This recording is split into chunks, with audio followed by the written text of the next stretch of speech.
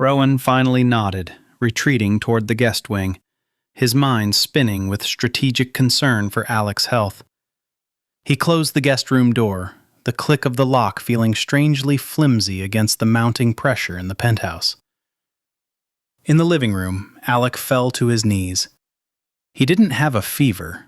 His body was recalibrating, his double knots aching with a phantom pressure, and his mind narrowing down to a single, inescapable point. Rowan. His fingers slipped against the sleek glass of his phone, the screen glowing too bright in the darkened penthouse. The city beyond the windows was quiet, wrongly so, its lights distant and indifferent. Every breath burned, thick and metallic, like inhaling through fire. His winter ozone scent had sharpened past control, flooding the room until the air itself felt hostile, dense enough to suffocate. He braced a hand against the vintage audio cabinet, knuckles whitening, jaw locked hard enough to ache. Silence pressed in, amplifying the roar of blood in his ears, the relentless pull under his skin that refused command. This was exactly what he'd built his life to outrun. His thumb hovered, then scrolled to a contact that should never have existed in a mayoral candidate's phone. White. The call connected on the second ring. Alec? Chris's voice slid through the speaker, smooth and lethal. I didn't expect a call from the podium tonight. Alec swallowed hard. His voice came out fractured, stripped of polish. Chris, I need your help. I'm in a breach. Now. If the registry flags the pheromone spike in this building... There was a pause. Calculating. Amused. A rut. Chris said it softly, like a diagnosis and a taunt all at once. And here I thought you were made of granite. Looks like someone rewrote you. Alec squeezed his eyes shut, forehead dropping against the cabinet with a dull thud. Don't. Just send someone. High-grade suppressants. Off-record. The kind the docs use. Unregistered. And I need enough to last. Chris exhaled softly, pleased. Careful, Alec. That's a dangerous request. 30 days. Alec snapped. A full supply. I won't risk a rebound cycle. That's not a favor. Chris said finally. His tone cooled into business. That's a debt. I know. Alec replied without hesitation.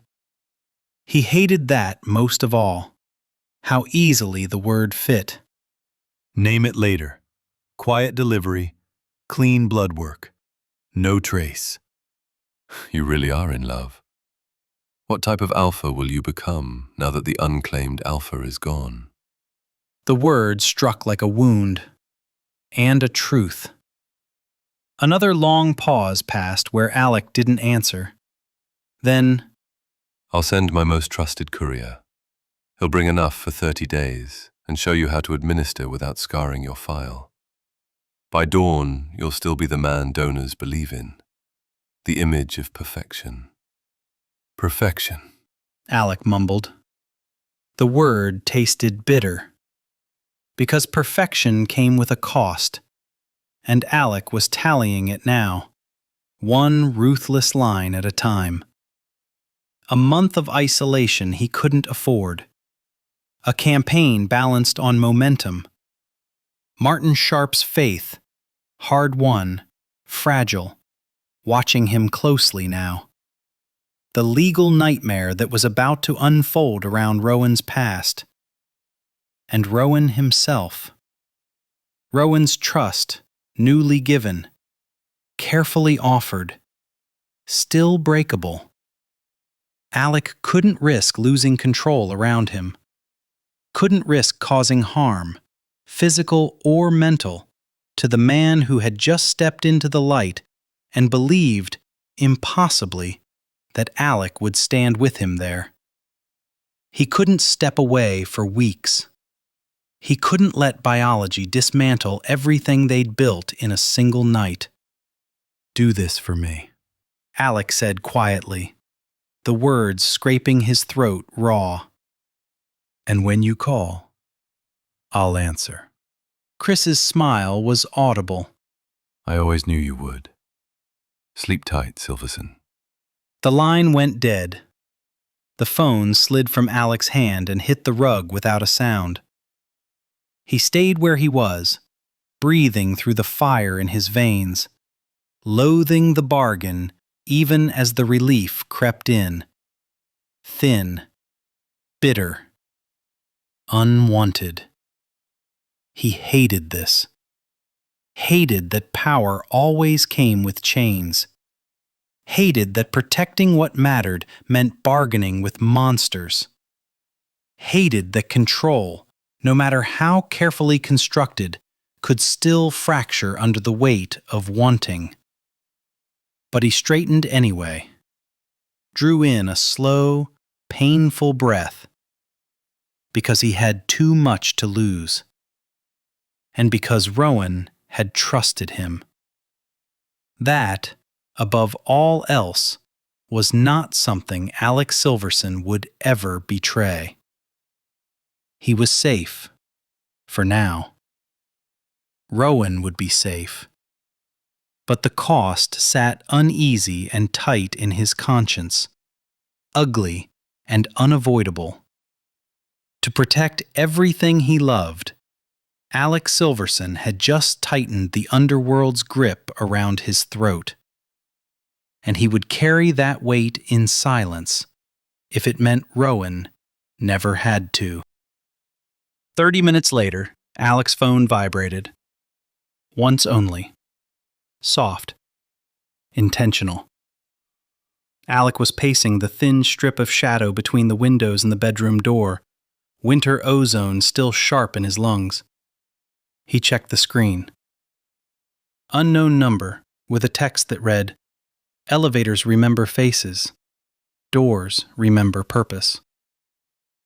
No name, no threat, no explanation. Alec's pulse kicked hard once, then settled. The courier.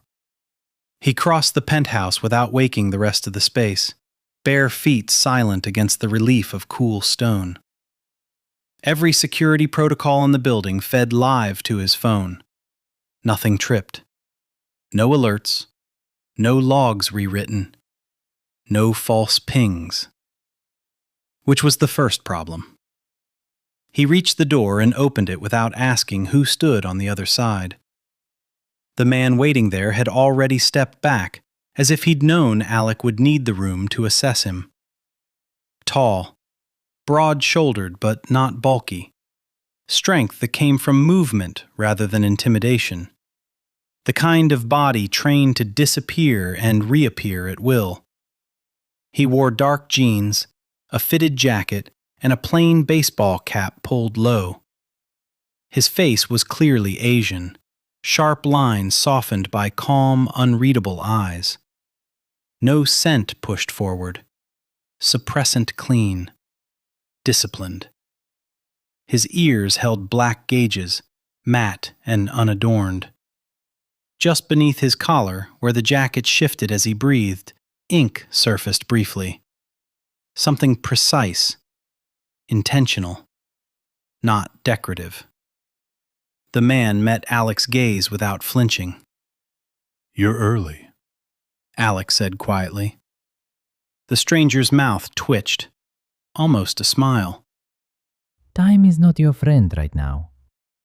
Alec felt the words land where they were meant to. Close. Accurate. Uncomfortable. And security? Alec asked, stepping aside anyway. I didn't break it. The man replied, already moving past him. I walked where I was expected to walk. That was worse. The door shut behind them with a muted click. The man removed his cap but didn't offer his name. He set a slim, temperature-controlled case on the entry table with care, like it mattered how gently the future was handled. Alec studied him again. No bravado, no eagerness, no fear. So this was Chris's trusted courier. 30 days. Alec said, not a request, a confirmation.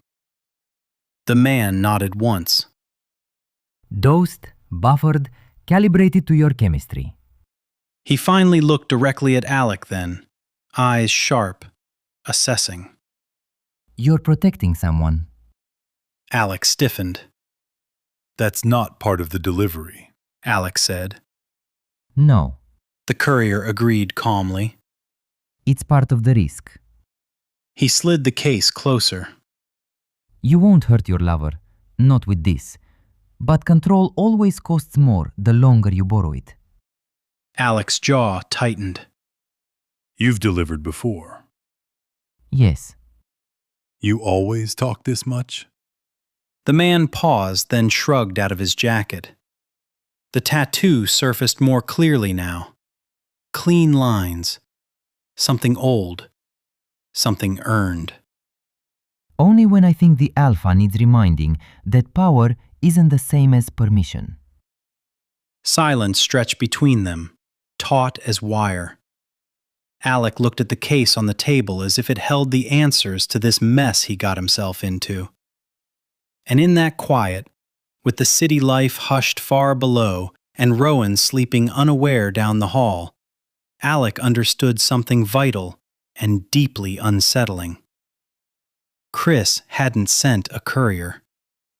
He'd sent a witness. The man opened the case with the same surgical calm, the contents revealed like a confession laid out in glass, foam, and steel.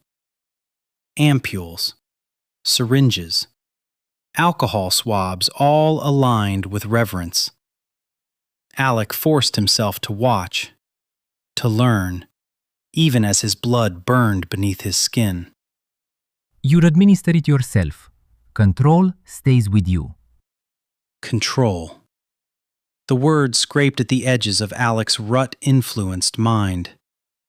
The courier took an alcohol swab, snapped it open, and mimed the motion without touching Alec. Movements so accurate he could tell the man would have been gentle with him. Clean first, always. Inside of the forearm if you need discretion. Upper thigh if you want stability. Shoulder if you're already compromised and shaking. His eyes flicked briefly to Alec's clenched hands. Rotate sides. Scar tissue remembers abuse, even when blood work doesn't. Alec absorbed it all, nodded at the right places, played the composed alpha while his mind screamed at him to tear the room apart. The dose suppresses peak pheromonal spikes, not baseline. The courier went on. You'll still feel. Desire doesn't vanish. It just stops being so loud. Side effects are theoretical. Headache, temperature drift, irritability. His mouth curved upward with a sort of sadistic pride.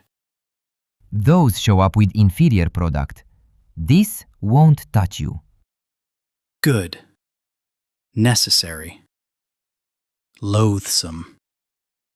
He slid the injector closer and demonstrated how to engage the safety, how to angle the needle, how long to hold before withdrawal. Calm. Precise.